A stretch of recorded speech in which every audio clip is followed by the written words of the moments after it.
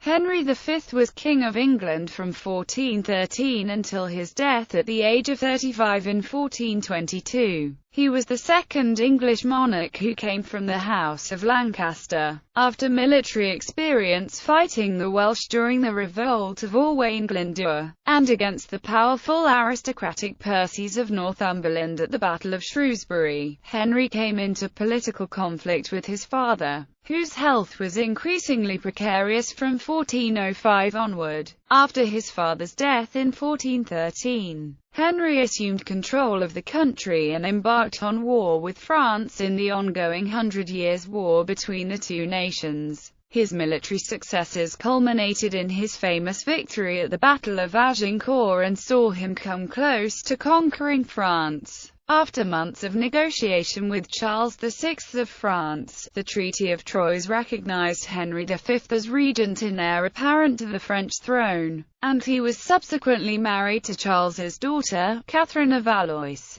Following Henry V's sudden and unexpected death in France 2 years later, he was succeeded by his infant son, who reigned as Henry VI. Early life. Henry was born in the tower above the gatehouse of Monmouth Castle, Monmouth, Principality of Wales. He was the son of 20-year-old Henry of Bolingbroke, and 16-year-old Mary de Bohun. He was also the grandson of the influential John of Gaunt and great-grandson of Edward III of England. At the time of his birth, Richard II of England, his cousin once removed, was king. As he was not close to the line of succession to the throne, Henry's date of birth was not officially documented. His grandfather, John of Gaunt, was the guardian of the king at that time. Upon the exile of Henry's father in 1398, Richard II of England took the boy into his own charge and treated him kindly. The young Henry accompanied King Richard to Ireland, and while in the royal service, he visited Trim Castle in County Meath, the ancient meeting place of the Irish Parliament. In 1399, Henry's grandfather died. The same year King Richard II was overthrown by the Lancastrian usurpation that brought Henry's father to the throne, and Henry was recalled from Ireland into prominence as heir apparent to the Kingdom of England. He was created Prince of Wales at his father's coronation, and Duke of Lancaster on 10 November 1399, the third person to hold the title that year. His other titles were Duke of Cornwall, Earl of Chester, and Duke of Aquitaine. A contemporary record notes that during that year Henry spent time at the Queen's College, Oxford, under the care of his uncle Henry Beaufort, the Chancellor of the University. From 1400 to 1404, he carried out the duties of High Sheriff of Cornwall. Less than 3 years later, Henry was in command of part of the English forces. He led his own army into Wales against Owain Glyndŵr and joined forces with his father to fight Harry Hotspur at the Battle of Shrewsbury in 1403. It was there that the 16-year-old prince was almost killed by an arrow that became stuck in his face. An ordinary soldier might have died from such a wound, but Henry had the benefit of the best possible care. Over a period of several days, John Bradmore, the royal physician, treated the wound with honey to act as an antiseptic, crafted a tool to screw into the broken arrow shaft and thus extract the arrow without doing further damage, and then flushed the wound with alcohol. The operation was successful, but it left Henry with permanent scars, evidence of his experience in battle. For 18 months, in 1410–11, Henry was in control of the country during his father's ill health, and he took full advantage of the opportunity to impose his own policies, but when the king recovered, he reversed most of these and dismissed the prince from his council, role in government and conflict with Henry IV. The Welsh revolt of Owain Glyndŵr absorbed Henry's energies until 1408. Then, as a result of the king's ill health, Henry began to take a wider share in politics. From January 1410, helped by his uncles Henry Beaufort and Thomas Beaufort, legitimized sons of John of Gaunt, he had practical control of the government.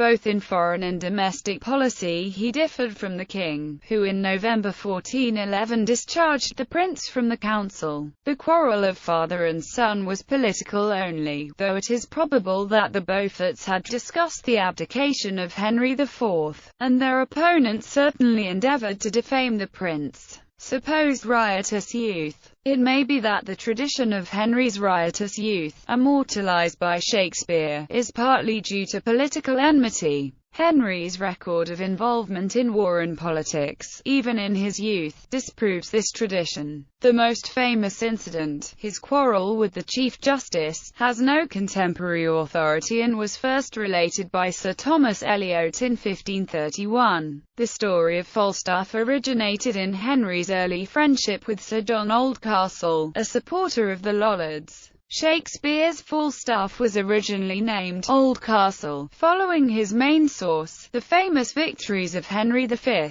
However, his descendants objected, and the name was changed. That friendship, and the prince's political opposition to Thomas Arundel, Archbishop of Canterbury, perhaps encouraged Lollard hopes. If so, their disappointment may account for the statements of ecclesiastical writers like Thomas Walsingham that Henry, on becoming king, was suddenly changed into a new man. Accession to the throne. After Henry IV died on 20 March 1413, Henry V succeeded him and was crowned on 9 April 1413 at Westminster Abbey, London, Kingdom of England. The ceremony was marked by a terrible snowstorm, but the common people were undecided as to whether it was a good or bad omen. Henry was described as having been very tall, slim, with dark hair cropped in a ring above the ears, and clean-shaven. His complexion was ruddy, the face lean with a prominent and pointed nose. Depending on his mood, his eyes flashed from the mildness of a dove's to the brilliance of a lion's. Domestic policy. Henry tackled all of the domestic policies together and gradually built on them a wider policy. From the first, he made it clear that he would rule England as the head of a united nation. On the one hand, he let past differences be forgotten. The late Richard II was honourably reinterred. The young Mortimer was taken into favour. The heirs of those who had suffered in the last reign were restored gradually to their titles and estates. On the other hand, where Henry saw a grave domestic danger, he acted firmly and ruthlessly, such as the Lollard discontent in January 1414, including the execution by burning of Henry's old friend Sir John Oldcastle in 1417, so as to nip the movement in the bud, and make his own position as ruler secure. His reign was generally free from serious trouble at home. The exception was the Southampton plot in favour of Mortimer, involving Henry Scrope, 3rd Baron Scrope of Masham, and Richard, Earl of Cambridge, in July 1415. Starting in August 1417, Henry V promoted the use of the English language in government, and his reign marks the appearance of Chancery Standard English as well as the adoption of English as the language of record within government. He was the first king to use English in his personal correspondence since the Norman conquest, which had occurred 350 years earlier. Foreign affairs. Diplomacy. Henry could now turn his attention to foreign affairs. A writer of the next generation was the first to allege that Henry was encouraged by ecclesiastical statesmen to enter into the French war as a means of diverting attention from home troubles. This story seems to have no foundation. Old commercial disputes and the support the French had lent to Owain Glyndwr were used as an excuse for war, while the disordered state of France afforded no security for peace. The French king, Charles VI of France, was prone to mental illness. At times he thought he was made of glass, and his eldest son was an unpromising prospect. However, it was the old dynastic claim to the throne of France, first pursued by Edward III of England, that justified war with France in English opinion. Following Agincourt, Hungarian King Sigismund, Holy Roman Emperor, made a visit to Henry in hopes of making peace between England and France. His goal was to persuade Henry to modify his demands against the French. Henry lavishly entertained the emperor and even had him enrolled in the Order of the Garter. Sigismund, in turn, inducted Henry into the Order of the Dragon. Henry had intended to crusade for the order after uniting the English and French thrones, but he died before fulfilling his plans. Sigismund left England several months later, having signed the Treaty of Canterbury, acknowledging English claims to France. Campaigns in France. Henry may have regarded the assertion of his own claims as part of his royal duty, but in any case, a permanent settlement of the national debate was essential to the success of his foreign policy. 1415 campaign. On 12 August 1415, Henry sailed for France, where his forces besieged the fortress at Harfleur, capturing it on the 22nd of September. Afterwards, Henry decided to march with his army across the French countryside towards Calais, despite the warnings of his council. On 25 October 1415, on the plains near the village of Agincourt, a French army intercepted his route. Despite his men-at-arms being exhausted, outnumbered and malnourished, Henry led his men into battle, decisively defeating the French, who suffered severe losses. It is often argued that the French men-at-arms were bogged down in the muddy battlefield, soaked from the previous night of heavy rain, and that this hindered the French advance, allowing them to be sitting targets for the flanking English and Welsh archers. Most were simply hacked to death while completely stuck in the deep mud. Nevertheless, the victory is seen as Henry's greatest, ranking alongside the Battle of Poitiers. During the battle, Henry ordered that the French prisoners taken during the battle be put to death, including some of the most illustrious who could be used for ransom. Cambridge historian Brett Tingley posits that Henry was concerned that the prisoners might turn on their captors when the English were busy repelling a third wave of enemy troops, thus jeopardizing a hard-fought victory. The victorious conclusion of Agincourt, from the English viewpoint, was only the first step in the campaign to recover the French possessions that he felt belonged to the English crown. Agincourt also held out the promise that Henry's pretensions to the French throne might be realized. Diplomacy and command of the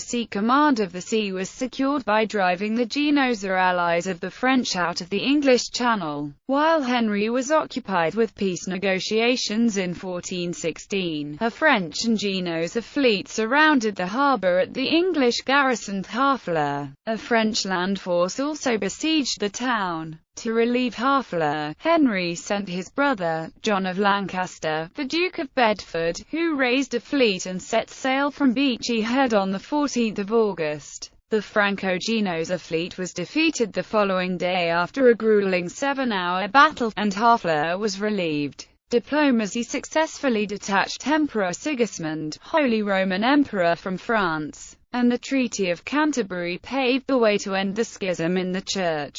1417-20 campaign. So, with those two potential enemies gone, and after 2 years of patient preparation following the Battle of Agincourt, Henry renewed the war on a larger scale in 1417. Lower Normandy was quickly conquered, and Rouen was cut off from Paris and besieged. This siege cast an even darker shadow on the reputation of the king than his order to slay the French prisoners at Agincourt. Rouen, starving and unable to support the women and children of the town, forced them out through the gates, believing that Henry would allow them to pass through his army unmolested. However, Henry refused to allow this, and the expelled women and children died of starvation in the ditches surrounding the town. The French were paralyzed by the disputes between Burgundians and Armagnacs. Henry skillfully played them off one against the other, without relaxing his warlike approach. In January 1419, Rouen fell. Those Norman French who had resisted were severely punished. Alain Blanchard, who had hanged English prisoners from the walls of Rouen, was summarily executed. Robert de Livet, canon of Rouen, who had excommunicated the English king, was packed off to England and imprisoned for 5 years.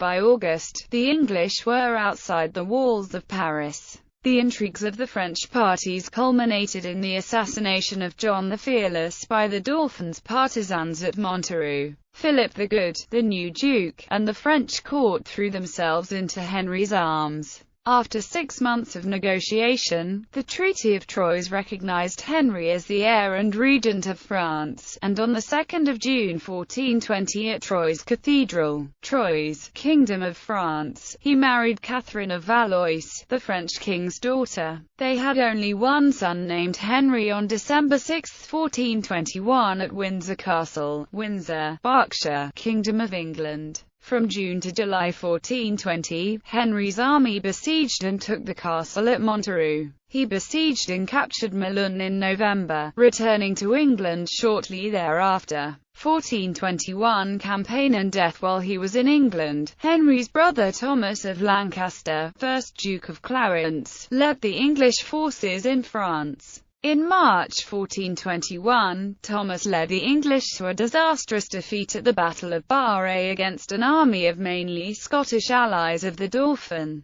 The Duke himself was killed in the battle. On the 10th of June 1421, Henry sailed back to France to retrieve the situation. It would be his last military campaign. From July to August, Henry's forces besieged and captured Dreux, thus relieving Allied forces at Chartres. That October, his forces lay siege to Meaux, capturing it on the 2nd of May 1422. Henry V died suddenly on the 31st of August 1422 at the Château de Vincennes, Kingdom of France, apparently from dysentery, which he had contracted during the siege of Meaux. He was only 35 years old and had reigned for 9 years. Shortly before his death, Henry V named his brother John of Lancaster, 1st Duke of Bedford, regent of France in the name of his son Henry VI of England, then only a few months old. Henry V did not live to be crowned King of France himself, as he might confidently have expected after the Treaty of Troyes, because ironically, the sickly Charles VI,